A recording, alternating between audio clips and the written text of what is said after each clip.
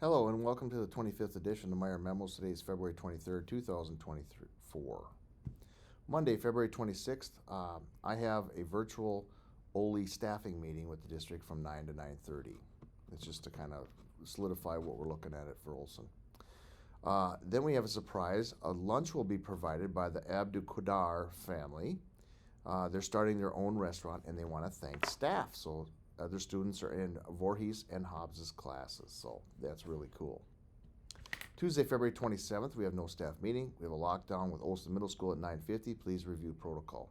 Math Academy at 3:35 and then Girls Who Code at 3:20. Wednesday, the 28th, ISST meeting 8:05 in the conference room. We have a district staffing meeting from 10 to 11:30, all principals at ESC. And we have swim meeting at 10 o'clock in the office conference room. Thursday, February 29th, Olson Middle School play, grades 3, 4, and 5 will be going from 9:30 to 11:15. We have a White Tiger rally at 2:30 in the gym, and then we have family teacher conferences from 3:40 to 8:20. Friday, March 1st, we have our variety show at 1:30 in the gym. Staff meetings, I just want to give people a heads up. In March and April, we're going to be kind of full. And this is due to not having any meetings during conferences the last 3 weeks. Also, our meetings have been about cultural proficiency, reading, and math PD. And there hasn't been a lot of stuff we need to talk about, like our construction and things like that, class lists and whatnot. And we have a short runway, being that it's we don't have June. And see the link with the schedule of the meetings so that people can see what it looks like if they're interested. And then also know that these could change due to a need. So it's not everything is in stone. We adjust based on what's happening. Master schedule, Jenny Deravingas will send out a Google form in an early part of March to staff so we can start getting that going.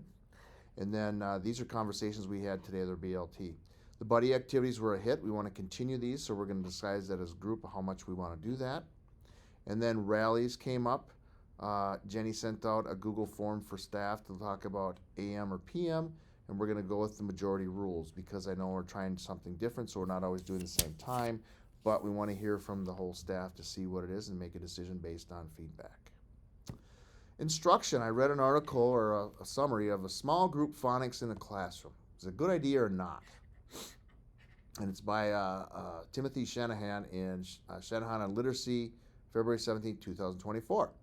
He said dividing a class into groups means someone will get less attention. So in other words, do it as whole class.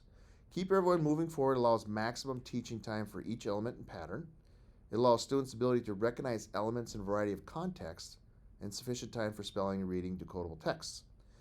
Shanahan ends with a cautionary note, don't let phonics devour the rest of reading instruction. So in other words, we need time for fluency, comprehension, language development, background knowledge, and writing. So this is just a little tidbit about phonics instruction. Literacy classroom visits, they took place. Areas of strength, we had students engage in appropriate literacy activities, 100%. Learning targets were posted. They're nearly 80% of the class. We had a few that had them up but might not have had them on the board, but they were in a slideshow. And then displays of student work is very prevalent across the school. Areas of growth. Our classroom libraries they're not as solid as they once were. I think people aren't keeping them up as much, and it could be because they're using Raz Kids or Epic, but we still want to look at physical books. And the reason we say that is because of the thing that we're not always on the computer. So that's something we want to look at.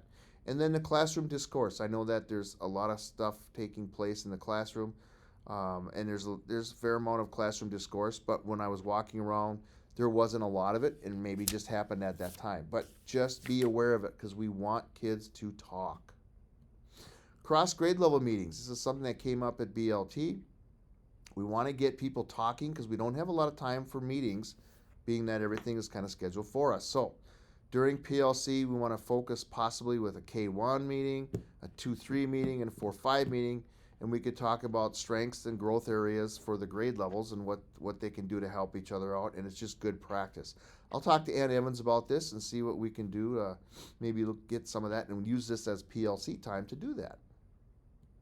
Attendance, again, same thing, just a reminder, please share this with your kids at conferences on our last conference night next Thursday. And then attendance, we were at a 9.9 better percent than last year. We're at 54.1%, 90 attending at 95% of the time. Our goal was 55, so we're only a percent off. That's equal to 5 less absences thus far. We want to continue to make them aware and change the mindset. Well, that's it. Thank you and have a wonderful weekend.